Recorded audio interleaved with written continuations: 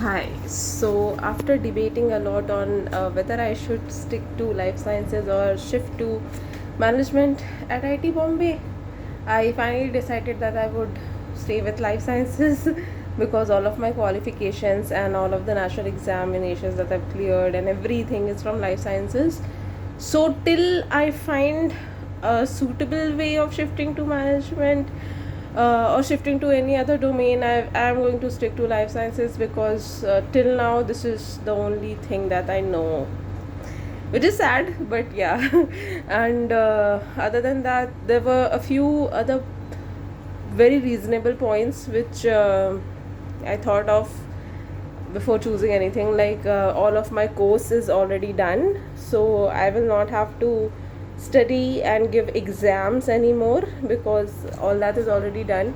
And if you know, or even if you don't, I'm just telling you that when you join a PhD in any institute, the first 6 months to 1 year goes in your coursework and examinations, so that much time would be saved for me. Other than that, because I'm the kind of person who takes examination seriously, like there are people who do not do that and they chill, but I'm not that kind of a person. I cannot chill, and I know that if I would have shifted to any other institution for the next 1 year, I would have taken the coursework and everything very seriously and devoted a lot of time to it.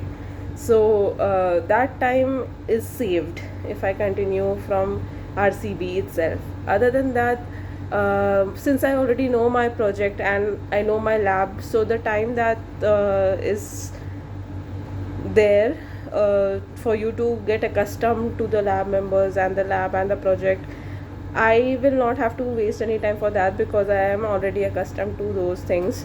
Thirdly, my room and everything is set over here, so for me to get accustomed to a new hostel, that issue also won't arise.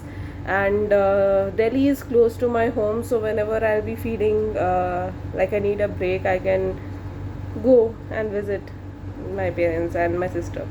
So the last point may not be very what can I say, relatable to some of you, but it is a very big concern for me. I need to visit my folks once in a while because that's where I get my energy and motivation from.